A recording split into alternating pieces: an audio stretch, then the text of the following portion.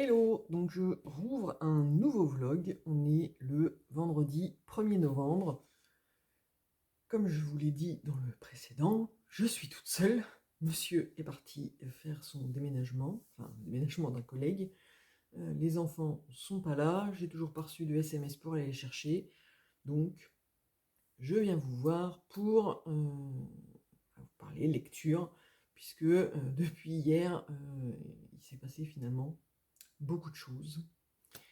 J'ai terminé la seconde lame de Sébastien Julian, contre toute attente. J'étais moi-même surprise, je l'ai terminé, oui, normal. L'e-book annonçait 428 pages sur mon téléphone. Et alors l'épilogue, on peut dire que je ne l'ai pas vu venir, oui c'est sûr, parce qu'il est arrivé à la page 305, un truc comme ça. Donc ok. Alors ça faisait hier, enfin le précédent vlog quand je vous ai laissé, je vous ai dit que j'en étais à la page je ne sais plus combien, parce qu'évidemment je n'ai pas regardé. Mais du coup hier j'ai fait ce que j'avais à faire, j'ai lu et j'ai bien senti la petite accélération où on sent que les pièces du puzzle commencent à se mettre en place, où le rythme s'accélère. Alors déjà que le rythme était déjà bien dynamique et j'étais à fond dedans. Et donc là, je sentais bien que on allait vers... oh bah, j'ai perdu ma voix. Qu'on allait vers la fin et le dénouement qui se rapprochait. Mais je me disais, mais c'est pas possible. Je suis à la page 250, il me reste 428. Qu'est-ce qui se passe? En plus, que j'avais compris enfin, qui était le méchant. Voilà, donc du coup, je me disais, mais c'est pas possible, 250 pages, alors que ça m'en annonce 428. Je dis, il y a un truc, c'est pas normal. Soit l'auteur va nous réserver un truc derrière, c'est un faux dénouement, puis finalement il va y avoir un méga truc, voilà. Et donc bah, j'ai lu parce que j'étais à fond dedans et que même en sachant, j'avais quand même un doute et je me disais, et si finalement c'était pas ça? Parce que c'est facile a priori de dire je savais. J'avais compris que c'était lui, voilà. On va dire que pendant la lecture, on se fait une très forte hypothèse où on se dit c'est le personnage qu'on soupçonne, hein. On lui dit c'est lui, machin, nanana. Mais en même temps, euh, et du coup, ça accélère le rythme pour arriver à la fin et pour savoir si on a raison. Mais on se dit quand même, ah, oui, mais alors, et si c'était lui? Et si il y avait ça? Et donc, en fait, la lecture est quand même super addictive pour savoir si on avait deviné juste ou si on s'était trompé, si l'auteur nous a manipulé. Voilà. Bon, là, il s'avère que j'avais raison. Ça n'a absolument rien enlevé à cette lecture qui est vraiment tip top. Enfin, vraiment, rien que pour la plume, l'intrigue, les sujets abordés. Alors, je ne peux pas vous dire de quel sujet il s'agit parce que ça vous spoilerait tout le truc. Donc voilà, mais moi, j'ai énormément aimé les thèmes abordés qu'on ne voit pas beaucoup. Enfin, il est question de victimes et de bourreaux. Mais alors, j'avais déjà eu cette réflexion avec le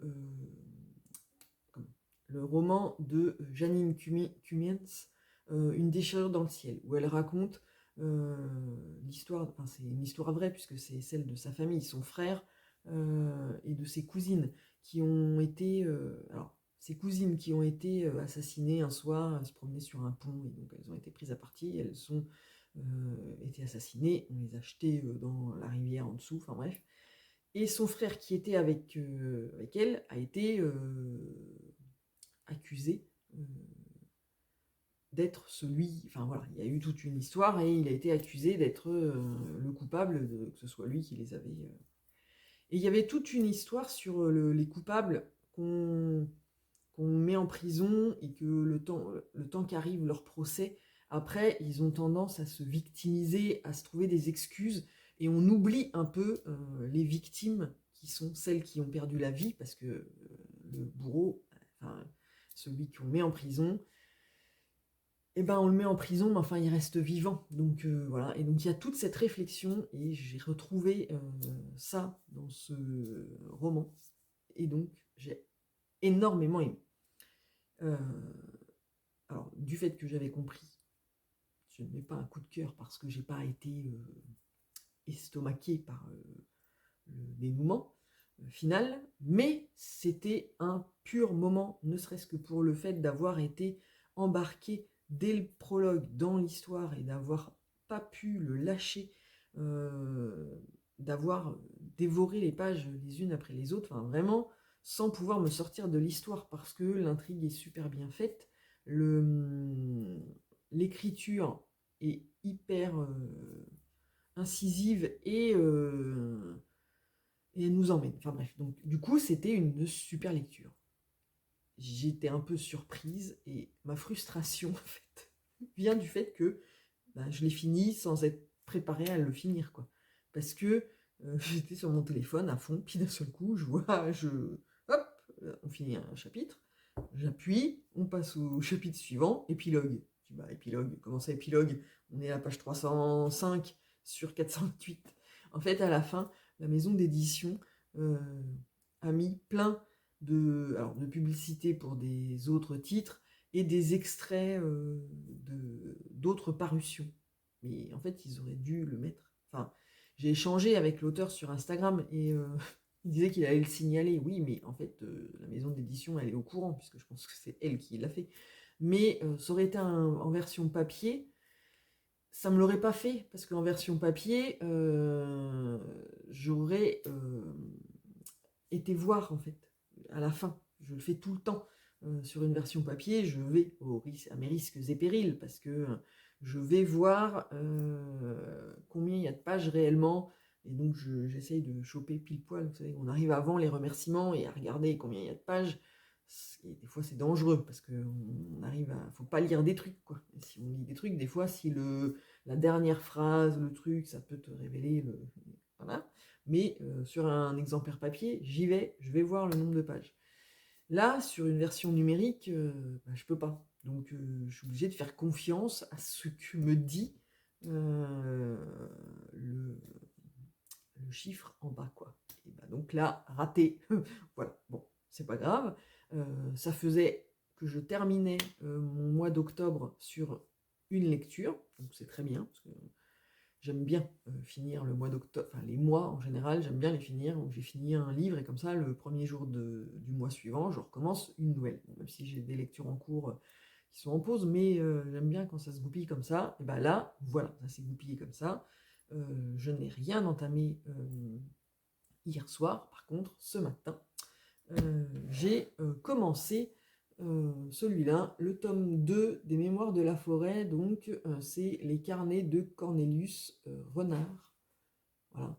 On ne présente plus les Mémoires de la forêt, tout le monde connaît cette saga qui a un grand succès euh, auprès des adultes, plus que des enfants, je pense.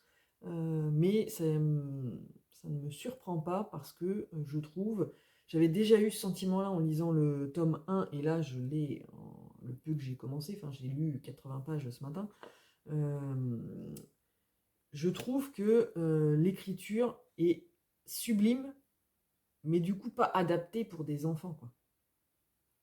Il y a les jeux, enfin pas les jeux de mots, mais il y a des références et des expressions et des jeux, aussi des jeux de mots, que je pense les enfants, les trop jeunes, ne peuvent pas comprendre. Donc je suis pas persuadée au final que le public visé initialement, parce que je ne sais pas à partir de quel âge on destine cette lecture, c'est le moment d'aller chercher, euh, soit réellement celui qui va le lire. Moi je le vois principalement, c'est des adultes qui dégomment cette série.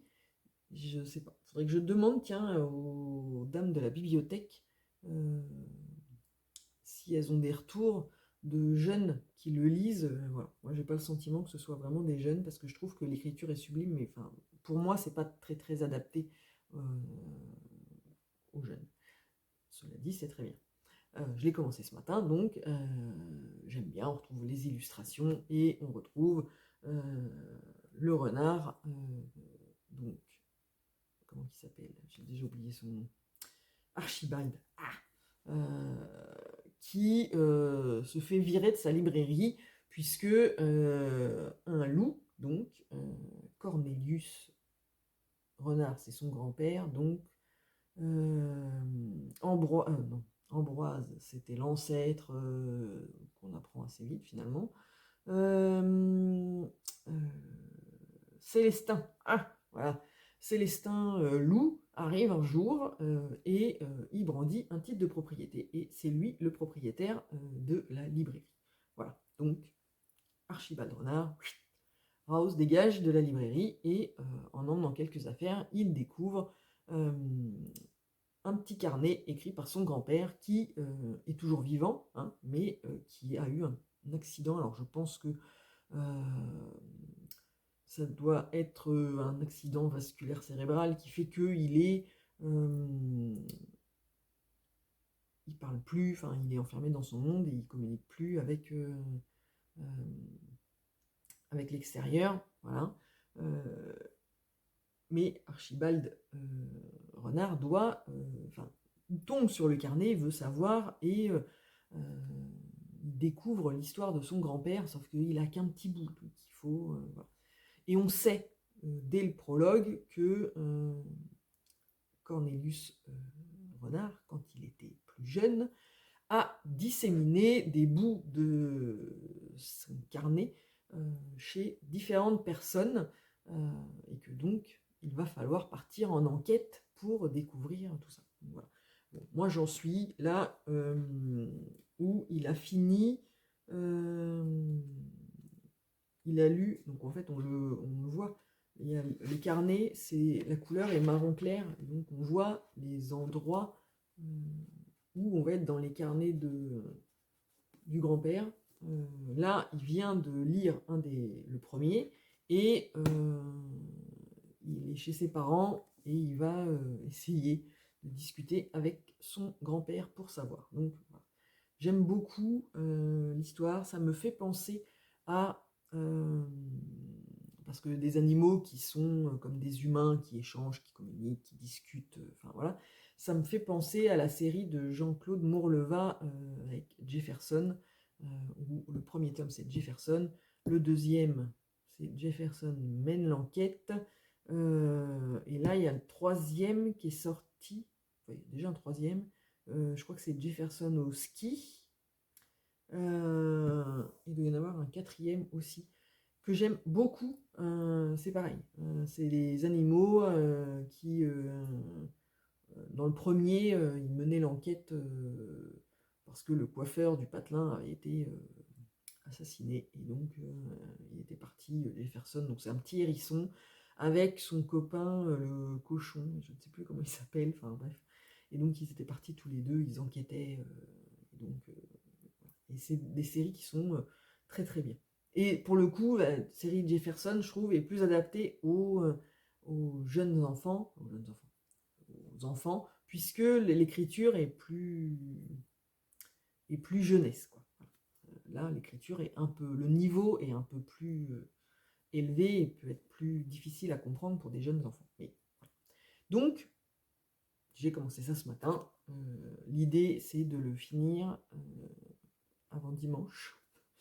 Et la reprise du boulot lundi. Alors, sachant qu'en plus, dimanche, on fait l'anniversaire de ma fille, donc il va y avoir du monde. Voilà, mais ça se lit bien et c'est super aéré. Donc voilà, là j'ai lu 80 pages en 1 heure ce matin au petit déjeuner. Donc, je devrais pouvoir le finir avant la fin du week-end. J'ai aussi commencé ce matin, puisque j'ai quand même fait ma demi-heure de marche sur tapis. Il a donc fallu que je me choisisse une nouvelle lecture audio. Alors j'ai beaucoup hésité. Hier soir, pendant que monsieur choisissait le film qu'on allait regarder, enfin qu'il allait regarder, parce que moi, c'est le film qui me regarde, je dors, je m'endors dans le fauteuil forcément. J'avais pensé mettre la dernière allumette de Marie Vareille, voilà, ou j'hésitais aussi à prendre les romans des auteurs japonais, Tant que le café est encore chaud, enfin un truc comme ça,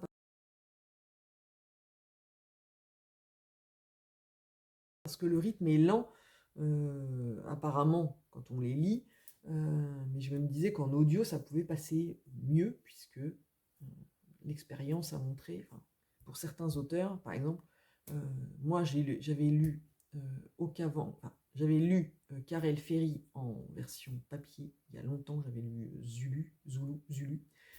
J'avais moyennement aimé parce que je trouvais ça lent, et c'était, enfin, voilà, le rythme à la lecture m'avait pas emballé plus que ça. Et j'ai fait en audio Okavango, et ça a été un coup de cœur monumental, tant ça m'a embarqué. Enfin, j'étais vraiment, l'histoire, j'ai adoré, ça m'a, en audio, c'était vraiment un coup de cœur phénoménal. Du coup, j'ai acheté le livre pour pouvoir le prêter à ma collègue de travail avec qui j'échange sur les polars et les thrillers, et je lui enfile. Voilà, donc, et avec le juriste du cabinet avec qui on échange aussi beaucoup maintenant sur la lecture. Ma collègue l'a lu, elle a beaucoup aimé. Le juriste du cabinet, je pourrais dire mon collègue, puisqu'il n'est pas au même niveau hiérarchique que moi, euh, il a bien aimé, mais il trouvait le rythme hyper lent. Et ça, au début, quand il m'en parlait, il me dit oh, bah, c'est pas. Voilà, machin. Donc je me suis dit ah. Et ça coïncidait avec ce que j'avais vu sur Instagram d'une personne dont j'ai oublié le nom, qui avait fait Okavango en audio et qui disait qu'elle avait bien aimé. En échangeant avec elle, elle disait qu'elle le préférait en audio qu'en version papier parce qu'elle trouvait le rythme lent, ce qui coïncide avec ça. Donc je m'étais dit, eh ben, si en audio ça passe mieux des romans papier qu'on pourrait trouver lents, et que j'ai entendu que les romans, donc Tant que le café est encore chaud, ou je sais plus, j'en ai 2-3 dans ma pile à lire, je m'étais dit, ah bah tiens, je vais me faire ce. Puis finalement, ce matin, au moment de choisir, je me suis dit que est-ce que vraiment il fallait que je reparte après mon épisode de Tenir debout, où ça m'a pas emballé plus que ça. Je me suis dit, est-ce que je prends le risque de partir sur un truc qui peut-être peut ne pas le faire ou pas, nanana. Et j'ai fait défiler les nouveautés et je suis tombée sur le nouveau roman de Michel Bussy, Les Assassins de l'Aube.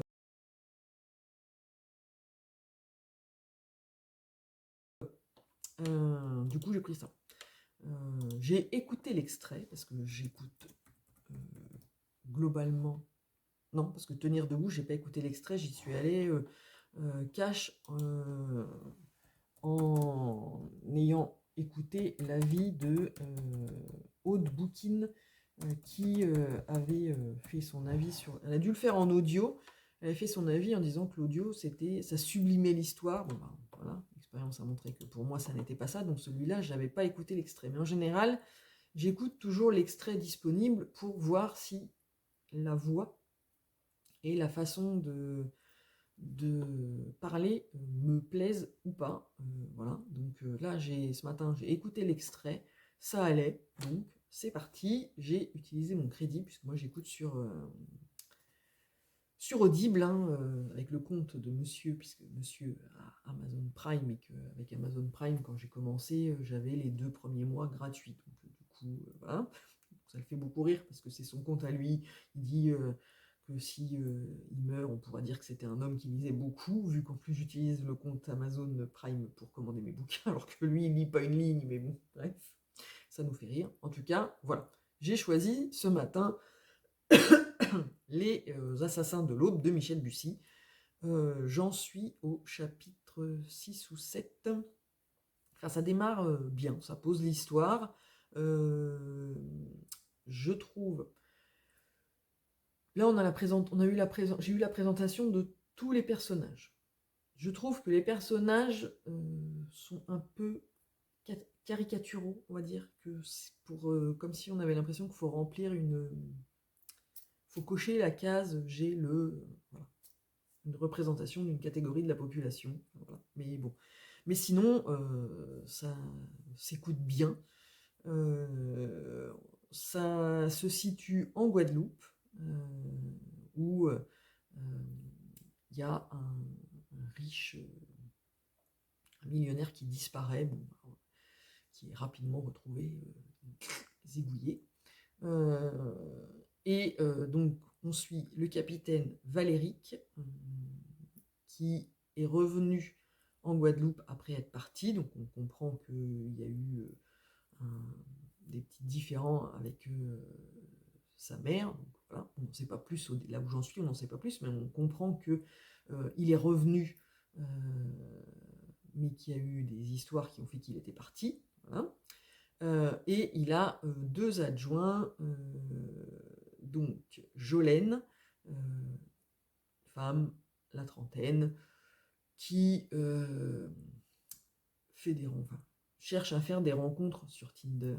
Donc, voilà, c'est dans ce sens-là où je dis c'est un peu caricatural, parce que le mythe, le stéréotype de la jeune femme célibataire à 30 ans qui cherche des rencontres sur Tinder, voilà. Et en plus, quand elle décrit la catégorie je veux dire la sorte, mais non, mais le type d'homme qu'elle recherche, voilà. Et Amiel, qui est homosexuel et noir, et qui, ça s'ouvre, où on le voit, il est invité dans sa belle famille, voilà. Et il doit tout quitter pour arriver, quand on le rappelle, pour l'enquête qui a démarré, puisque le millionnaire qui a disparu et qui est retrouvé zigouillé, voilà, il faut mener l'enquête avec un voyant, enfin un voyant local qui a des visions et qui voit les meurtres, et c'est lui qui a d'ailleurs permis aux gens de découvrir le millionnaire disparu, zigouillé, voilà. Donc sur fond de trucs vaudou un peu mystiques, l'enquête va se dérouler, voilà. Et on en apprend aussi un peu sur l'histoire de la Guadeloupe, parce que le Amiel, il représente un peu lui, il est là depuis toujours, donc en fait il connaît l'histoire du pays, et en même temps il en profite pour éduquer historiquement sa collègue Jolène, et donc il raconte différentes choses sur les lieux dans lesquels on se trouve. Donc c'est sympa, le décor est posé, on va dire, et je vais voir comment ça va évoluer, mais c'est Michel Bussy, en général, ça se lit bien en version papier, donc j'ai pas de doute sur le fait qu'en audio, ça puisse bien se faire, la voix colle bien. Je suis redescendu à une vitesse de 1.2, qui est ma vitesse de croisière, pour écouter les livres audio, parce que lui, la personne qui lit, au début j'étais resté sur le même 1.7, tellement tenir debout, ça me... Voilà, j'avais accéléré à 1.7. Qui était faisable avec tenir debout, voilà, mais là, non. La façon dont il... C'est au début, quand j'écoutais l'extrait 1.7, j'ai dit, ah non, non, attends, ralentis, Toto, parce que là, je comprends rien. Donc voilà, je suis redescendu à 1.5, c'était toujours trop rapide, j'ai dit non, non, 1.2, qui est ma vitesse de croisière, parce que le but n'est pas non plus de lire, pour que ça aille trop vite, moi, il faut adapter la vitesse pour que ça me permette de m'immerger dans l'histoire, comme si je la lisais version papier, et quand je la lis version papier, je me fais le film dans ma tête, et je lis dans ma tête, et voilà. Donc il faut avoir les mêmes conditions, c'est pas l'audio, quand je l'accélère, c'est pas bon signe, en fait, c'est parce que je me fais pas le film dans ma tête, et que je vais avancer plus vite pour le terminer, ce qui est très mauvais. Voilà. Donc, voilà où j'en suis de mes lectures en cours. On est aussi le 1er novembre, et c'est le mois du Black November, organisé par Séverine de la chaîne Il est bien ce livre. Et donc j'ai préparé ma petite pile à lire que j'ai mis en photo sur pour ouvrir mon mois de novembre sur Instagram. et je vais en profiter pour vous la montrer là, cette petite pile. Donc, comme je vous le disais dans le précédent vlog, j'ai un livre qui a disparu. Je ne l'ai toujours pas cherché, donc recherché depuis que je vous ai dit qu'il avait disparu. Donc, je vais trouver un autre pour remplir sa petite case sur le challenge du Black November, qui donc commence aujourd'hui. Et donc, normalement, du 1er au 3, donc de aujourd'hui à dimanche, il faut lire un thriller de moins de 250 pages. Alors, en plus, moins de 250 pages, j'en ai pas beaucoup, parce qu'en général, tous ceux que j'ai, même en poche, les plus petits, ils font 300 pages, quoi. Parce qu'en fait, je regarde pas le nombre de pages qu'ils font pour les acheter. Donc, du coup, j'étais un peu embêtée. Mais j'en ai quand même trouvé 2. Donc, je ne sais pas lequel des 2 je vais lire. Alors, il y en a un, je triche un peu. C'est un vrai jeu d'enfant de François-Xavier Dillard. Je dis je triche un peu parce qu'en fait, je l'avais déjà commencé, mais je l'avais mis en pause et j'en suis à la page 50. Mais il remplit le... Alors, je suis à la page 50, il fait 262 pages. Donc bon, j'en ai déjà lu 50. Elle a dit qu'on avait le droit de tricher, Séverine. Donc voilà, on est sur un braquage qui dégénère et où on a donc une étudiante fauchée qui accepte un job bien payé, convoyée incognito, la nouvelle collection d'un bijoutier de la place Vendôme. Ce sera un jeu d'enfant. Un ex-tolard accepte un dernier coup avant de se ranger, intercepter une gamine dont le sac à dos est rempli de diamants. Une affaire sans risque et sans violence, un vrai jeu d'enfant. Un flic en mal de reconnaissance se voit confier un dossier en or. Un indique à parler d'un sale coup qui se prépare place Vendôme. Intervenir sera pour lui un jeu d'enfant. 3 destins vont se croiser, place Vendôme, 3 vies sur le point de basculer. Et là, je l'ai commencé il y a un petit moment, au mois de septembre, je crois. Le premier chapitre, c'est un premier chapitre qui se passe à un moment où ça te met déjà dans le bain parce que tu sais que ça va partir en cacahuète. Et la question est de savoir à quel moment se situe. Après, tu repars en arrière pour raconter ce qui se passe, papapam, pour arriver à ce moment qu'on connaît au début, mais on ne sait pas où il se situe dans l'histoire. Mais on sait que ça va pas bien se passer, que ça ne va pas être un jeu d'enfant. Donc voilà, je l'ai mis, je ne sais pas si je vais le lire lui pour le finir, ou si je lis Grossir le ciel de Franck Bouis, qui est dans ma pile à lire depuis un moment, et comme il faut dégommer du thriller, et le plus possible en format poche, et qui fait moins de 250 pages, puisqu'on est à 235, ce coup-ci je suis bon, je me suis dit, tiens, bah, je peux le mettre. Donc on est dans un lieu-dit au fin fond des Cévennes, les Doges. C'est là qu'habite Gus, un paysan entre 2 âges, solitaire et taiseux. Ses journées, les champs, les vaches, le bois, les réparations. Des travaux ardus, rythmés par les conditions météorologiques, la compagnie de son chien. Mars comme seul réconfort, la compagnie de son chien qui s'appelle Mars comme seul réconfort. C'est aussi le quotidien d'Abel, voisin dont la ferme est éloignée de quelques centaines de mètres, devenu ami un peu par défaut pour les bras et pour les vers. Un jour, alors que l'abbé Pierre disparaît, tout bascule, Abel change, des événements inhabituels se produisent, des visites inopportunes se répètent, un suspense rural surprenant, riche et rare. C'est Franck Bouis, on sait que c'est prenant et bien et lourd comme histoire, mais bon, voilà. Donc il faudra que je choisisse un des 2, puisque forcément en 2 jours, je ne vais pas pouvoir, en 3, mais 2, parce que dimanche ne va pas forcément compter, je ne vais pas pouvoir lire les 2. Après, du 4 au 10 novembre, il faut lire le premier tome ou le dernier tome d'une saga. Et donc, j'avais regardé la vidéo de Caro Livre qui présentait sa pile à lire. Et elle avait mis ce roman-là. Je l'ai dans ma pile à lire. Je me suis dit, ah tiens, je vais la copier. Voilà. Et donc, normalement, on doit en plus le lire toutes les 2 en même temps. C'est le tome 1 de cette collection 6 versions. Donc là, c'est Les orphelins du Mont Scarclos.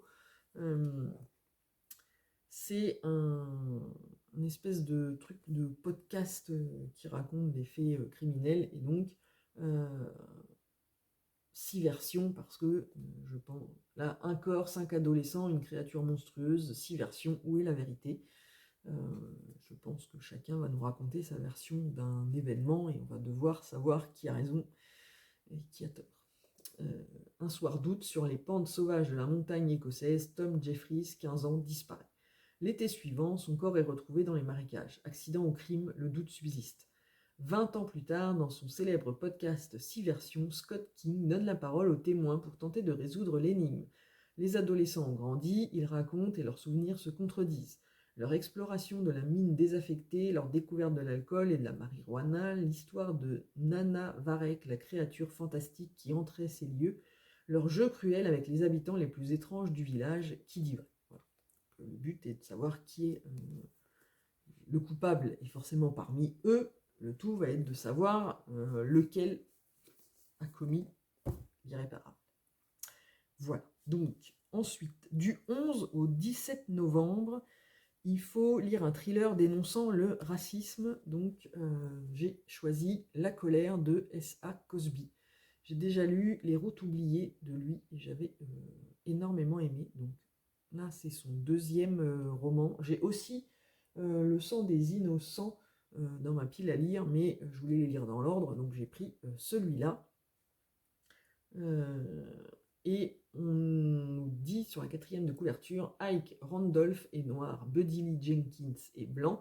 En Virginie occidentale, cela revient à dire que tout les oppose. Ils ont pourtant été tous les deux pareillement lamentables en dénigrant avec la même violence l'homosexualité de leur fils, maintenant mariés l'un à l'autre. Alors, quand Isaiah et Derek sont assassinés, la douleur a un goût de culpabilité qui a tout fait de se transformer. Oui, qui a tout fait de se transformer en colère, une colère viscérale qui réclame un exutoire. Voilà.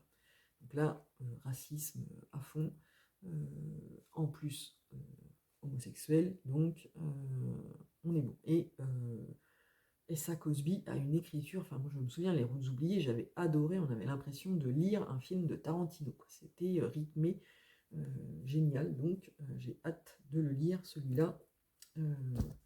Et ça fait un moment que je l'ai mis dans ma petite pile à lire, mais à chaque fois il y a d'autres lectures qui passent devant, là du coup je me le colle. Ensuite, du 18 au 24 novembre, il faut lire un thriller dont le titre comporte un mot du champ lexical de la mort. Bon, moi j'ai mis Les 7 morts d'Evelyn Hardcastle de Stuart Thornton. Donc, je ne peux pas être plus près du champ lexical de la mort, puisque les 7 morts, voilà. Et je le lis dans le cadre du club de lecture d'une application et d'un site que j'ai découvert très récemment, qui est géré par Cynthia, donc c'est bookapp.fr, je vous remettrai les liens. Et on peut créer, même vous pouvez vous inscrire pour créer votre propre club de lecture dessus et faire des lectures sur ce que vous voulez. Moi, j'ai accepté d'animer le club de lecture créé à l'origine par Cynthia sur Mystère à la page, donc c'est les polars. Voilà. Et donc là, jusqu'au 30 novembre, c'est Les 7 morts d'Evelyn Hardcastle qui a été désigné gagnant parmi tous les titres qui avaient été proposés. Donc voilà, il faut lire celui-là et on a jusqu'au 30 novembre. Et après au 30 novembre, on échange sur le site dans le chat dédié du club de lecture Mystère à la page. Je vous mettrai toutes les infos en barre d'infos et vous pouvez nous rejoindre puisque de toute manière il y a jusqu'au 30 novembre pour le lire, donc si vous avez ce titre là dans votre pile à lire et que vous voulez le dégommer, c'est peut-être l'occasion. Donc Les 7 morts d'Evelyn Hardcastle, c'est ce soir à 23h, Evelyn Hardcastle va être assassinée. Qui dans cette luxueuse demeure anglaise a intérêt à la tuer? Hayden Bishop a quelques heures pour trouver l'identité de l'assassin et empêcher le meurtre. Tant qu'il n'est pas parvenu à ses fins, il est condamné à revivre sans cesse la même journée, celle de la mort d'Evelyn Hardcastle. Alors, il y a un petit côté un jour sans fin. J'ai un peu peur, et je crois que c'est un peu ce que tout le monde peut dire, c'est que ce soit peut-être un peu redondant de relire toujours la même journée, en fait, puisque voilà. Mais On peut aussi imaginer, enfin, il faut attendre de voir que l'auteur a peut-être fait les choses bien pour nous amener à ce que ça reste très très intéressant, parce que enfin, me vient en tête le Après minuit de Gillian McAllister que j'ai lu récemment chez Sonatine. Alors je l'avais emprunté à la bibliothèque et c'était un thriller et l'histoire a été racontée en remontant le temps à l'envers. Au lieu d'être à un endroit et on remonte très loin pour après redéfiler pour arriver à cet instant-là, là on était à un instant T et on remontait mais en arrière. Faisait plein de pas en arrière. Et pour autant, c'était super intéressant et on arrivait à comprendre le déroulé de l'histoire. Donc il y a différentes façons, ça dépend comment c'est fait. On verra bien comment celui-là sera fait, mais en tout cas, c'est celui que j'ai mis. C'était l'occasion en plus, voilà, de le coller et pour le book club et pour le challenge du Black November. Et du 25 novembre au 30 novembre, pour finir le mois, on doit lire un thriller où il y a un humain ou un bout d'humain sur la couverture. Et donc moi, j'ai calé La Compassion du Diable de Fabio M. Micheli. Vous allez me dire, ah, et on, deuxième vlog, nous saoule encore avec celui-là. Oui, je suis tellement pressé de le lire que, oui, là, il y a un humain. Voilà, donc bah, c'est l'occasion. Donc je l'ai glissé pour la dernière semaine du mois de novembre. Et ça rentrera dans le challenge, puisque j'ai mon bout d'humain. Voilà. Donc, je vous relis le résumé si jamais vous n'étiez pas là sur le précédent vlog. On est avec des corps atrocement mutilés s'accumulent dans l'Ohio et un duo d'inspecteurs de la crime, Victoria Fletcher et Freddie Lawrence, se lance sur la piste du cannibale de Cleveland. Cette traque sans relâche les confrontera avec le pire, une âme criminelle qui va faire écho à leurs propres démons et réveiller les fantômes qui hantent leur passé. Et on suit en parallèle autre chose, mais je ne lis pas parce que je ne veux pas le savoir. Donc voilà. Donc ce sera lui qui sera pour la dernière semaine du mois de novembre. Et voilà, ce sera tout pour le moment. Voilà, on n'est pas dans... C'était quoi cette émission de télé-réalité? Love Story? C'est tout pour le moment.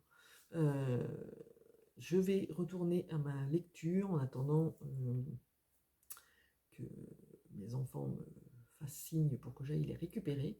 Je ne peux pas tricoter en même temps puisque j'ai tellement tricoté pendant que je lisais La Seconde Lame que là, ma tendinite au coude s'est réveillée et j'ai trop mal. Donc, je ne vais faire que lire et ce sera déjà pas mal. Donc, je vous retrouve plus tard pour la suite de ce vlog.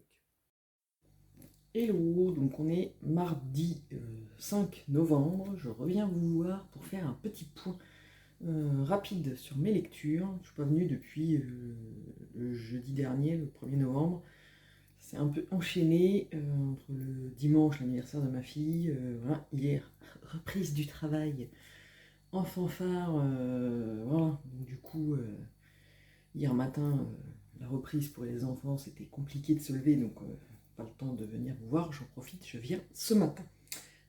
Donc, j'ai terminé le tome 2 de Mémoire de la forêt. Celui-là, c'est les carnets de Cornelius Renard. J'ai beaucoup aimé celui-là, je l'ai même préféré au tome 1. J'ai trouvé que c'était plus dynamique et la thématique derrière me plaisait plus que la première, qui était très bien, mais celui-là, j'ai beaucoup plus accroché à la façon dont l'histoire était racontée, au thème derrière que j'ai trouvé plus... Enfin, et l'intrigue, en tout cas, j'ai trouvé qu'elle était plus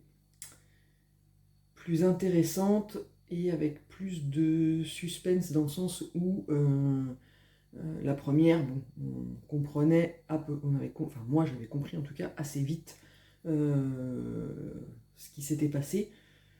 Là, j'ai mis plus de temps et il y a vraiment un bon petit suspense, donc voilà. Donc, j'ai préféré celui-là au tome 1. Maintenant, je lirai la suite, puisqu'ils sont à la médiathèque. Donc quand j'irai rendre celui-là, Je verrai si le tome 3 est disponible, je le prendrai dans la foulée ou plus tard. Voilà. Mais sinon, j'aime beaucoup cette série. Ensuite, pour commencer le Black November de Séverine de Il est bien ce livre, j'ai commencé donc Grossir le ciel de Frank Buis. Alors, vous voyez que vraiment rien du tout, mais en même temps, c'était du 1er au 3. Et moi, j'ai fini Les Mémoires de la Forêt le 3 au matin, en plus, pour le coup. Et après, j'ai pas lu de la journée. J'avais commencé celui-là, mais j'avais oublié que Frank Buis, il a une écriture qui est belle, mais qui est un peu complexe et qui, on peut pas, ça se lit pas comme ça, voilà. Donc, je me suis arrêtée à la page 26. Alors, j'aime beaucoup la plume, déjà. On découvre Gus et sa vie à la campagne, vraiment la campagne profonde, et ce qu'il raconte, ça me parle d'autant plus que c'est un peu ce que je vivais avec ma grand-mère maternelle quand j'allais en vacances chez elle. C'était un peu ça, à la différence que elle, c'était des chèvres et pas des vaches, mais voilà, ça me rappelle des souvenirs très bons en ce qui me concerne. Et je l'ai mis en pause, on va dire, puisque depuis hier, nous sommes dans la 2e semaine, et donc il fallait lire le premier ou le dernier tome d'une saga. Et donc je vous ai montré dans ma pile à lire, j'avais prévu de lire 6 versions, et en plus je le fais en lecture commune avec Caro Livre, donc forcément il fallait commencer le 4. Donc je l'ai commencé hier matin, et je poursuivrai Grossir le ciel à la fin de cette semaine, si j'ai fini celui-là, mais normalement ça devrait aller. Voilà. J'ai lu, alors Caro Livre va beaucoup plus vite que moi, je l'ai rattrapé, mais moi, de ce qu'elle était hier soir, j'y suis arrivé ce matin, mais c'est pas grave. Alors j'aime bien, mais j'ai un peu de mal avec la construction. Comme c'est un podcast, c'est fait de conversation, mais de description, enfin, et la construction fait que j'ai du mal à rentrer dedans pour l'instant. Il y a beaucoup d'informations éparses, et c'est un peu, enfin, pour l'instant je trouve que c'est un peu fouillis, et j'ai un peu de mal à... voilà. Le rythme n'est pas linéaire, ça saute un peu du coq à l'âne, voilà. Mais bon, après, il faut avancer un peu plus. Là, j'en suis vraiment qu'au tout début. Après, au niveau de l'écriture, c'est fluide et ça se lit bien, c'est pas le problème. C'est vraiment la construction qui me dérange. Mais après, voilà, j'ai déjà du mal quand c'est des constructions comme des épistolaires, les lettres et tout ça, ça me permet pas de m'immerger complètement dans la lecture. Et là, je pense que c'est un peu pareil. Vu que ce sont des épisodes de podcast et que c'est des conversations avec des longs passages où c'est un qui parle et qui décrit et qui raconte des trucs, voilà. J'ai un peu de mal avec la construction, mais après, je vous en dirai plus quand j'aurai plus avancé, parce que là, c'est un peu tôt, vu que j'en suis à peine 70 pages, c'est pas assez pour... voilà. Des fois, c'est suffisant pour dire qu'on aime beaucoup. Là, j'aime bien, mais voilà, à voir ce que ça va donner par la suite. Et ben voilà, c'est tout pour aujourd'hui. Je vais finir de me préparer pour espérer ce coup-ci partir à l'heure et ne pas courir après le bus de mes enfants. Parce que moi, mon train, voilà, en même temps je dis ça, hier je l'ai raté. Il est passé comme ça, j'ai dû attendre le suivant. Et après, arrivé au travail, c'était la course des audiences et des... Voilà quoi, donc bon, on va gérer, faut reprendre le rythme, ça va se faire. Donc, en attendant, hein, au moment où vous regardez, je vous souhaite une bonne journée et je vous dis à plus tard. Hello, donc on est vendredi 8 octobre, je suis en télétravail, donc voilà, la journée va être plus confortable, on va dire, parce que semaine de merde pour vieille personne, voilà, qui a mal partout, donc ça va être compliqué, mais aujourd'hui confortable, je suis à la maison, donc je ne suis pas obligé d'avoir une tête présentable tout et d'être de bonne humeur et de faire bonne figure, machin. Je peux jurer tout ce que je veux, voilà, bref. Je sais même pas si je vais pouvoir vous soulever les livres, il faut que je pense à utiliser ma main droite, parce que même quand on est droitière, et ben mine de rien, le bras gauche, putain, qu'est-ce qu'on s'en sert? Ben, quand c'est compliqué, c'est compliqué. Donc, mais bon, bref. Donc je viens là pas pour vous parler de mes problèmes de santé parce que on s'en fout, même si ça a un impact sur mon rythme de lecture, voilà, mais on s'en préoccupe pas, voilà. On ne retient que le positif. Même si là, je vais commencer par du négatif. Quand je suis venu la dernière fois, je crois que c'était mardi. Mardi peut-être. Je vous avais dit que j'avais commencé 6 versions de Matt Wesolowski. Donc c'est le tome 1 d'une série. Donc là, c'est Les Orphelins du Mont Scarclos. Je l'avais commencé mardi pour le Black November de Il est bien ce livre, enfin Séverine de la chaîne Il est bien ce livre. Et ben j'en suis à la page 116 et il va rejoindre le coin de mes livres en pause. Parce que je me fais suer comme un rat mort. Alors c'est un thriller soi-disant et d'habitude je continue les thrillers, mais là, enfin, c'est trop fouillis. Enfin, le format podcast à l'écrit, eh ben, ça fonctionne pas avec moi. Il se sauve. Euh, c'est trop fouillis, l'histoire démarre pas pour moi. Enfin, on est encore dans, c'est vraiment très, il y a beaucoup de dialogues et des échanges entre celui qui présente le podcast et celui qui est interviewé et qui donc est un participant au mystère qui s'est produit il y a des années.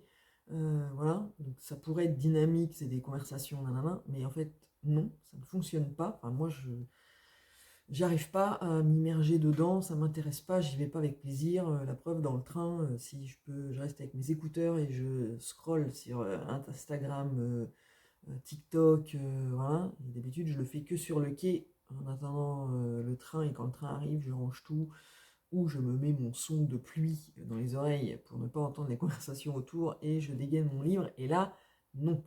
Et quand c'est comme ça, c'est un signe. Si j'ai pas envie d'y aller, c'est que voilà. J'ai essayé de voir s'il existait en audio, parce que je me suis dit, bah du coup, voilà, en audio, ça peut passer. Format podcast, les podcasts en général, c'est à l'oral. Donc voilà. Eh ben, ça n'existe pas. C'est un roman fait sous forme de podcast et ils n'ont pas eu l'idée, alors après, peut-être encore c'est un choix, mais de le sortir en format audio. Parce que s'il y a bien des romans qui pourraient se prêter au format audio, c'est bien des romans qui sont sur des podcasts, sur ce genre de truc-là. Ça devrait fonctionner en audio. Et j'aurais pu le passer en audio. Je pense qu'en audio, à l'écoute, ça serait passé. Ben, j'ai cherché. Sur Audible, il n'y est pas. Sur Lizzy, il n'y est pas. Donc, c'est les deux plateformes. Audible, je paye mon abonnement. Et Lizzy, c'est parce qu'il y a un partenariat avec Canal+. Et comme on est abonné à Canal+, j'ai le droit à un livre audio sur Lizzy, même si j'aime pas trop la plateforme pour le confort de l'écoute, c'est pas pratique, enfin c'est pas aussi pratique que Audible. Mais voilà, j'ai cherché, ça n'existe pas. Bah, à partir du moment où moi, le format papier, ça me gonfle et il n'existe pas en audio, je le mets en pause aussi parce que je pense que, j'arrive à être quand même objective, hein, je pense que je suis encore sous le coup de ma lecture d'une seconde lame de Sébastien Julian, pardon, que j'ai fait la semaine dernière. Et du coup, j'ai tellement aimé la plume, l'histoire et tout ça que derrière, bah, lui, forcément, il paraît un peu fade et j'ai du mal. Voilà. Après, je le faisais en lecture commune avec Caro Livre. Elle l'a fini, bon, bien avant moi, voilà, mais c'est pareil. Elle, elle l'a fini, elle me dit oui, bon, bah, c'est pas. Voilà. Alors après, ça motive vachement à aller au bout. Voilà. Provisoirement, il passe dans la pile des livres en pause. Soit j'essaye de le reprendre à un moment où ça pourrait mieux coller à mon état d'esprit. Et au bout d'un moment, les livres en pause deviennent des livres abandonnés si je n'y retourne pas. Mais bon, voilà. Donc, je laisse mon petit marque-page à cet endroit-là et il va aller faire un petit voyage dans les étagères, livres en pause, et puis on verra plus tard. Du coup, j'ai commencé une autre lecture et j'ai pris un genre euh, complètement différent pour pas reproduire le même schéma. Donc j'ai commencé Ariane de Jennifer Saint chez Sabran. Ça fait un moment qu'il est dans ma pile à lire. Alors, je l'ai pris là en me disant que sur l'application enfin, Book Club App, il y avait le club de lecture Escapade littéraire. C'est le livre en ce moment sur la lecture commune du moment.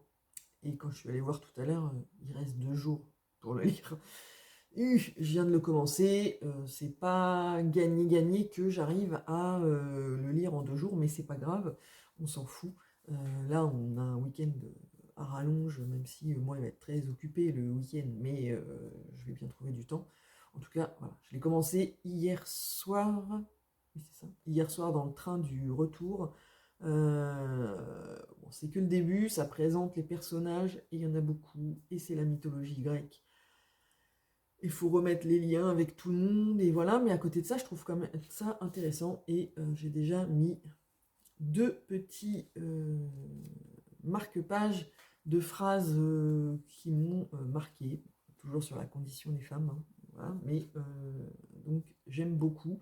On est vraiment enfin, au tout début, j'attends de voir comment ça va évoluer, parce que bon, j'en suis à la page 38, donc je ne peux pas vous dire précisément ce qu'il en est, voilà, mais l'écriture est fluide, ça se lit bien, euh, si ce n'est que là, il y a vraiment beaucoup de personnages euh, que l'autrice prend le temps de nous présenter avec les liens avec les autres voilà, et de nous raconter certaines anecdotes aussi. Donc ça prend un petit peu de temps, je pense que je vous en dirai plus dans le prochain book que je ferai, je ne sais pas quand, peut-être demain, ou peut-être dans le prochain vlog, je ne sais pas. Et sinon, en audio, donc j'étais sur Les Assassins de l'Aube de Michel Bussy.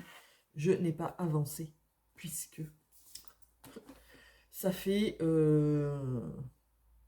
3 jours, donc voilà, le 3e jour aujourd'hui, que je n'ai pas fait ma marche sur mon tapis le matin, parce que voilà, j'ai trop mal à ma tendinite du talon qui remonte jusque dans la jambe et la sciatique. Bref, quand voilà, je fais jamais les choses à moitié, et tout le côté gauche et âge 46, ressenti 80.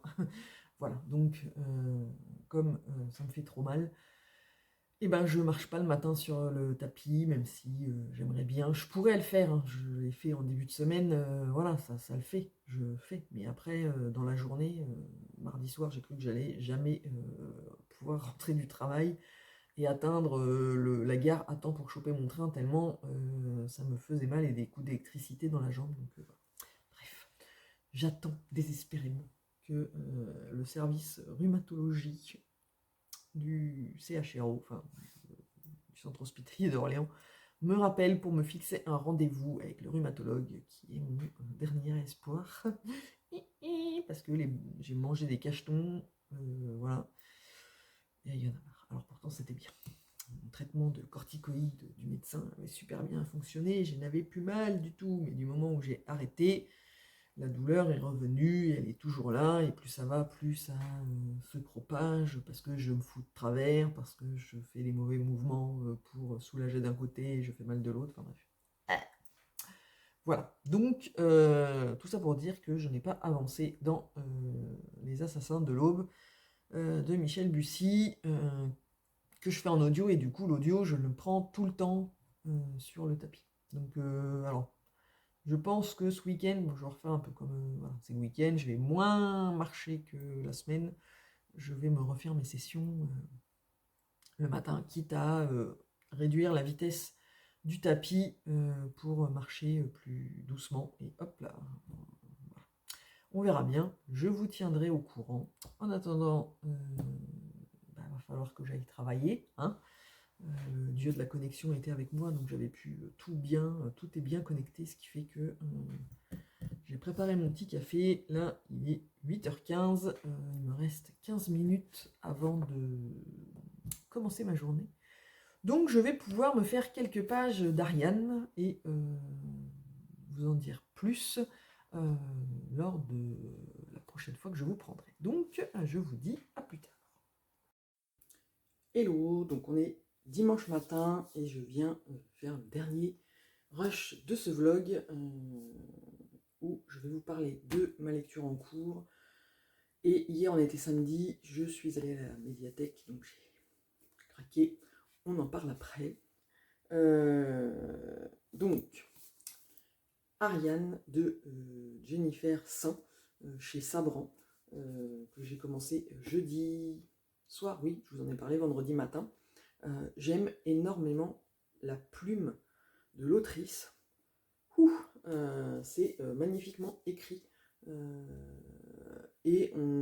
même si on connaît l'histoire de base, parce que voilà, c'est une réécriture d'une histoire de la mythologie grecque, volontairement, je ne suis pas allée me remémorer l'histoire originale pour garder un effet de surprise à la lecture de ce roman, et j'aime énormément. Là, j'en suis, voyez, hop, j'ai attaqué la deuxième partie, et autant avant on avait le point de vue on n'était que du côté de Ariane, là on a aussi le côté Phèdre, tout ça, donc c'est très sympathique, c'est passionnant, enfin, moi j'aime beaucoup. Et après on est forcément du côté des femmes, c'est bien. Mais ouais, non, j'aime énormément, j'ai envie d'y aller, même beaucoup. Ce matin j'ai dû me lever parce que j'emmène ma fille au volley, voilà. L'équipe adverse a déclaré forfait. Mais comme les filles étaient motivées, le coach a dit bah, on va faire l'équipe 1 contre l'équipe 2. Donc je vais passer ma matinée sur un banc, même pas, sur les tribunes du gymnase qui sont en ciment. Alors, autant dire que ça va améliorer mes douleurs. Hein. Mon fessier va en prendre un coup. Mais bon, voilà. Donc j'ai dû me lever ce matin et j'ai bien avancé. Voilà, je vais l'emmener avec moi, comme ça, entre les matchs, pendant les temps de pause, je vais pouvoir aussi l'avancer, parce que normalement, on est dans le Black November.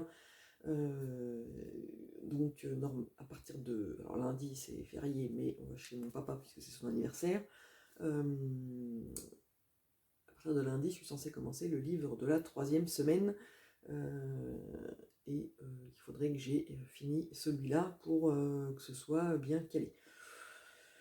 Je pense que ça ne sera pas possible, celui-là va m'emmener jusqu'à lundi soir et j'aurai un petit décalage, voilà. Mais sinon j'aime énormément cette lecture et ils avaient raison en fait. Derrière, vous savez, ils vous mettent toujours des petites phrases de gens qui ont aimé, voilà. Des fois c'est faux. Et là, je pense que c'est vrai, parce que notamment celle qui... c'est Glamour hein, qui l'a dit. Si vous aimez Circé et le chant d'Achille de Madeline Miller, vous allez dévorer Ariane, la réécriture d'un autre mythe grec captivant et terrifiant. Jennifer Saint en fait un véritable page-turner, et je suis tout à fait d'accord avec ça, puisque moi, j'ai énormément aimé Circé. Le chant d'Achille, j'ai même préféré le chant d'Achille, qui était... voilà. Et celui-là, je retrouve le même univers, pas la même plume, mais c'est écrit tout aussi magnifiquement. Enfin bref, voilà. Vous l'aurez compris, j'aime beaucoup ma lecture. Donc, je vais le poser là. Et je suis allée donc hier à la médiathèque, dans l'optique, on y croit, de n'emprunter qu'un ou deux livres. Parce qu'on a les emprunts pour 3 semaines et que là j'ai ramené un wagon entier puisque en y allant plusieurs fois j'avais emprunté clairement 3 fois plus de bouquins que ce que je ne peux lire en 3 semaines. Alors j'avais du choix, mais c'est aussi frustrant de devoir les rendre avant de les avoir lus. Bon après je peux les réemprunter comme je veux, mais bon voilà. Donc là j'étais partie raisonnable et voilà, je n'en emprunte que 2 ou 3. Bon, je vous les montre vite fait, comme ça. Voilà, il n'y en a pas 2 ou 3, il y en a 6. Hein, voilà. Donc, dans quel ordre je vais vous les montrer si, oui, comme ça, voilà. Donc, le premier que j'ai emprunté, et c'est le premier que j'ai pris, parce qu'en fait, en passant devant la table où ils mettent les nouveautés de la médiathèque, je pense que là, ils avaient fait une table spéciale nouveautés Gamemeister, parce qu'il y en avait plein. Et je suis tombée sur celui-là, donc 11% de Maren Utog. Et j'étais ravie. Quand je l'ai vu, je l'ai pris tout de suite parce que je l'avais repéré, je ne sais plus comment. Le titre m'avait intrigué, je l'avais repéré et l'histoire m'a l'air top. Et on est sur une dystopie où, alors c'est pareil, hein, les hommes sont maltraités par les femmes. Pour une fois, ça change. Donc, c'est à Copenhague, dans un futur lointain, règne le matriarcat. Si le souvenir du patriarcat habite encore tous les esprits, les hommes ne représentent aujourd'hui que 11% de la population, quota nécessaire au plaisir féminin et au renouvellement de l'espèce humaine, et sont marqués dans des centres d'élevage. Ils sont parqués dans des centres d'élevage. L'apparition soudaine d'un jeune garçon bouleverse la vie des 4 femmes, Médée, Wicca, Style et Ève, forcées de décider de son destin. Chacune d'entre elles devra choisir entre le cœur et la raison, au risque de déstabiliser le nouvel ordre établi. Le nouveau roman de Maren Utog est une comédie dystopique résolument provocatrice et malicieuse. Alors du coup, le nouveau roman, ça veut dire qu'elle en a écrit d'autres. Et d'accord, hein, je ne vais pas regarder avant. Ah oui. Et voilà tout, une fin heureuse, là où sont les oiseaux. Eh ben, je ne la connaissais absolument pas, mais c'est le titre que j'ai vu passer et le résumé qui m'avait donné envie. Donc là, bah, voilà, il était disponible. Et c'est vrai que les Gallmeister grand format, c'est 25 €, quoi. Donc j'essaye de... Soit j'ai la patience, j'attends quand ils sortent en poche, mais sinon c'est vrai que 25 €, voilà. Alors ils avaient aussi les Égarés, de je ne sais plus qui me tentait bien, mais j'ai été raisonnable. J'ai pris que celui-là, parce que je me suis dit, de toute manière, les Égarés, enfin après j'en avais trop, mais au moment où j'ai pris, j'avais que celui-là. J'étais dans mon optique raisonnable, j'en prends que 2 ou 3. Et puis après, je sais pas pourquoi, ça a dégénéré. Bon, alors je suis allée sur la table au rayon des polars, et donc dans les nouveautés, ils avaient, et ensuite Le Silence de Rose Mallet, que j'ai vu passer sur Instagram et sur TikTok aussi, je crois. Et que je me suis dit, bah tiens, pourquoi pas. Alors, je l'ai pris principalement parce que il fait 280 pages, donc il n'est pas très très long. Plus que pour l'histoire qui... enfin, c'est pas qui m'emballe pas, sinon je l'aurais pas pris, mais on se dit que, bah voilà, sauf grosse révélation, le coupable est parmi les 2 protagonistes. Enfin, c'est ce qu'on comprend à la lecture de la 4e de couverture. Et le 1er janvier, au 10 rue Georges-Marie, l'irréparable a été commis. Charlotte et Martin forment avec leurs enfants une famille sans histoire, et pourtant, alors que Charlotte décide sur les conseils de sa psychologue de se livrer dans un journal, se dévoile peu à peu une réalité que nul ne pouvait soupçonner. De Charlotte ou de Martin, qui est le vrai coupable, qui est la victime? C'est soit l'un soit l'autre, quoi. Donc bon, voilà, ça, sauf grosse surprise, mais bon, après on ne sait jamais. On verra bien, en tout cas, voilà. Emprunt bibliothèque, on ne prend pas de risque, et donc, comme il fait que 280 pages, ça va être vite lu, et je pourrais être surprise, on ne sait jamais. Donc, dans le même rayon, j'ai regardé ce qu'ils avaient, et ils avaient des romans de Sébastien Julian. Voilà. Donc, je vous renvoie au début du vlog. Vous savez que j'ai adoré, j'ai énormément aimé son nouveau roman, La Seconde Lame, et au gré des échanges que j'ai pu avoir sur Instagram, on m'avait recommandé celui-là. Il était à la bibliothèque, donc évidemment que je l'ai pris. Donc c'est Le Berceau du Talion. Et ça nous dit sur la 4e de couverture: lorsqu'un mail provenant du ministère de l'Intérieur est envoyé dans les bureaux de la police de Grenoble, le trouble est semé. Il décrit l'endroit où gît le corps d'un célèbre avocat, Édith Durand, assassiné dans des circonstances effroyables. Au même moment, dans un petit village de Haute-Savoie, un suicide étrange éveille la curiosité des forces de l'ordre. A priori, ces affaires n'ont rien en commun, mais un détail fait ressurgir un nom, celui de Valentin Monge. Le commissaire Cyrus et ses hommes doivent replonger dans une sordide affaire classée de harcèlement et de suicide. L'ombre d'une vengeance semble désormais planer sur les enquêteurs, mais tout va trop vite et paraît incontrôlable. Voilà. Donc, on verra bien. C'est pareil. Il fait 300 pages.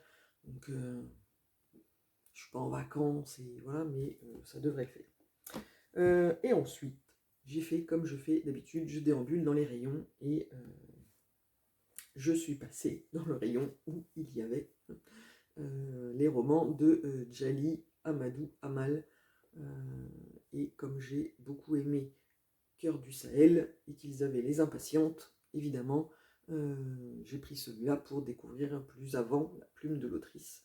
Et donc là, on est avec 3 femmes, 3 histoires, 3 destins liés. Ce roman polyphonique retrace le destin de la jeune Ramla, arrachée à son amour, pour être mariée à l'époux de Safira, tandis que Hindou, sa sœur, est contrainte d'épouser son cousin. Patience. C'est le seul et unique conseil qui leur est donné par leur entourage, puisqu'il est impensable d'aller contre la volonté d'Allah. Comme le dit le proverbe Peul, au bout de la patience, il y a le ciel, mais le ciel peut devenir un enfer. Comment ces 3 femmes impatientes parviendront-elles à se libérer? Voilà. Donc, et j'ai hâte de le lire. Donc en fait, je pense que j'arriverai, il fait 237 pages. J'arriverai facilement à le glisser entre 2 polars, même si pour le Black November, je suis en train de tilter qu'au final, j'ai mis les 7 morts d'Evelyn, Evelyn Hardcastle, mais c'est un gros pavé. Sur une semaine, ça peut être court, enfin, on verra bien. Et les 2 derniers romans que j'ai empruntés sont une surprise provoquée par un scroll sur Instagram. Donc, je vous montre, j'ai pris L'Empire des femmes, donc le tome 1, Sapientia. Et c'est ça. Et comme ils avaient le tome 2, voilà, Ténéros, je l'ai pris parce que je me suis dit que si j'aimais bien le tome 1, je serais frustrée de ne pas avoir le tome 2 pour l'enchaîner dans la foulée. Donc, l'autrice, c'est Cassandre Lambert, et j'ai pris celui-là. Alors, au-delà du résumé qui me plaisait bien, c'est parce que vendredi soir, en scrollant sur Instagram, je suis tombée sur un post chez Didier Jeunesse, ou elle, je sais plus, enfin bref, mais c'était l'autrice qui parlait de son nouveau roman Atalante, publié chez les éditions Didier Jeunesse, et elle en parlait, elle expliquait pourquoi elle avait choisi d'écrire ce roman, et que, alors, je ne savais pas, mais elle a participé à koh bon, bah, voilà, et qu'elle avait dû se dépêcher, enfin se dépêcher non, mais que ça avait été chaud de boucler l'écriture de son nouveau roman avant de partir pour participer à l'émission. Donc on s'en fout de koh mais bon. C'est comme ça que je l'ai découverte. Mais je m'étais pas plus arrêté que ça. Alors, c'est pas vrai. L'histoire d'Atalante, la façon dont elle en parlait, ça me donnait envie de le lire, mais en fait, ils ont montré la couverture, et moi, après la couverture, voilà, me plaisait pas, mais en même temps, c'est des romans ados. Donc, c'est pas censé me plaire à moi, adulte, vieillissante, c'est censé plaire à des ados qui pourraient être. Voilà. Bon, mais c'est pas grave, la couverture me plaisait pas, mais on s'en fout. Donc, quand je suis allée à la médiathèque et que en passant dans les rayons, il y a le rayon ado, je passe et en fait, ils avaient mis celui-là en avant dans le sens où dans les rayons, il y a des espèces de petits trépieds dans lesquels ils posent les livres pour qu'on voit les couvertures comme ça. Et c'est là que j'ai vu celui. Donc, je dis ah bah tiens. Et quand j'ai lu le résumé, je dis voilà, c'est mort, je l'embarque. Et en regardant dans le rayon, au nom de l'autrice, il y avait le tome 2, donc j'ai embarqué les deux. Donc je voulais le résumer. À Sapientia, les règles sont claires, les femmes dirigent et les hommes servent. Le grand tournoi annuel de gladiateurs approche. Toutes les jeunes filles attendent l'événement avec impatience, toutes sauf Adonna, que l'enjeu terrifie. Il faut y choisir son favori. Dans les geôles de l'arène, les hommes n'ont qu'une idée en tête, survivre à l'épreuve. Mais pour Hélios, survivre n'est que le début d'une mission bien plus ambitieuse. Pour chacun, un long combat commence. Voilà, et donc le résumé m'a bien plu puisqu'il inverse un peu, vous voyez, si on a enfin moi ça me rappelle un peu les genres divergentes, Hunger Games, voilà, et où on se met toujours du côté féminin, nanana, et donc là, ça inverse un peu la tendance, à voir comment ça va évoluer, puis en plein temps, l'empire des femmes, on se doute bien que voilà. Enfin, ça m'a suffisamment intrigué pour que j'ai envie de le prendre, donc voilà. Et le tome 2, bien je n'ai pas lu la quatrième de couverture du tome 2, forcément, pour ne pas me faire spoiler. Donc voilà, on en arrive au bout de ce vlog. Vous aurez constaté que je ne vous parle pas des Assassins de l'Aube de Michel Bussy, puisque je n'ai pas écouté. Et donc, je vous dis ça, ça suffit à expliquer pourquoi je n'ai pas continué ma lecture. Pas que j'aime pas, mais la santé me fait morfler, donc hop, voilà, c'est dit, on oublie, on espère que ça va s'arranger, et c'est tout. Eh bien, moi, je vais vous laisser là, je vais aller réveiller ma fille pour qu'elle se prépare et qu'on ne soit pas en retard, puisque même si c'est un match juste détente amicale entre les deux équipes du même club, on s'en fout, mais il ne faut pas être en retard non plus. Donc je vais vous laisser là. Et puis si vous êtes arrivé jusqu'au bout de ce vlog, merci. N'hésitez pas à me laisser un commentaire pour me donner votre avis sur des livres que j'ai lus et que vous auriez lus, ou pour juste laisser un petit commentaire, ça me fera plaisir. Et moi, je vous dis à bientôt pour une nouvelle vidéo.